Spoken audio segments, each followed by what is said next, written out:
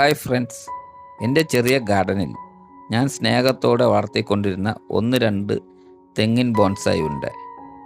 ഇന്ന് രാവിലെ അതിനെ ഒന്ന് ശ്രദ്ധിച്ചപ്പോഴാണ് തണ്ടിൽ ചെറിയൊരു മഞ്ഞളിപ്പ് കാണുന്നത്. എന്താണ് സംഭവിച്ചതെന്ന് ഒന്ന് ഭയന്നുപോയി. പിന്നെ ചട്ടി നോക്കിയപ്പോഴാണ് മനസ്സിലായത്, അതിൽ വെള്ളം നിറഞ്ഞ് കെട്ടിക്കിടക്കുകയാണ്. ഞാൻ ഉപയോഗിച്ച ഒരു പാനായിരുന്നു ചട്ടിയായിട്ട് ഉപയോഗിച്ചത്. അതിൽ ഹോളൊന്നും ഇട്ടിട്ടില്ലായിരുന്നു. അതുകൊണ്ട് വെള്ളം പുറത്തേക്ക് പോകാതെ നിന്നതാകാം ഈ പ്രശ്നത്തിന് കാരണമെന്ന് തോന്നുന്നു.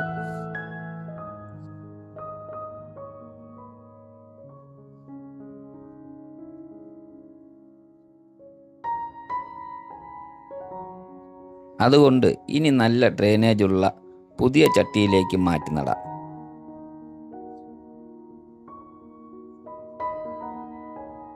ചെടികളെ സ്നേഹിക്കുന്നവർ വീഡിയോ മുഴുവൻ കാണണേ.